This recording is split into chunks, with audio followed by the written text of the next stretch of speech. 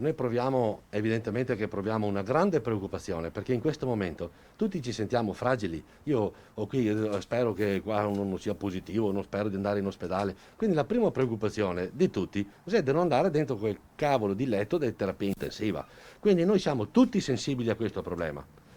Dopodiché noi diciamo, ma guardate che bisogna, in questo momento noi non possiamo avere una risposta sanitaria senza una risposta economica, come non possiamo avere una risposta economica senza una risposta sanitaria. Noi dobbiamo lavorare per il tessuto sociale lo tiene insieme se le cose riusciamo a mandarle avanti. La preoccupazione per le oltre 3.500 imprese padovane e trevigiane che ancora stanno facendo i conti con gli strascichi del lockdown di marzo e aprile. Bisogna parlare di ripresa, di competitività. Il mondo corre, non dobbiamo restare fermi. Questo è l'appello di Massimo Finco, presidente vicario di Assindustria Veneto Centro, facendo un bilancio di quest'ultimo anno.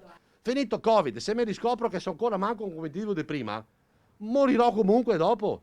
Finco parla a meno di una settimana dall'assemblea privata che dovrà prendere decisioni importanti per eleggere il nuovo presidente dell'associazione che riunisce gli industriali padovani e trevigiani. Intanto, come atto finale del loro mandato, i due presidenti, Finco e Piovesana, hanno illustrato come sono stati destinati i fondi raccolti tra gli imprenditori durante il lockdown. Un'opera titanica, in totale sono stati raccolti 1.400.000 euro destinati alla sanità e alla protezione civile veneta.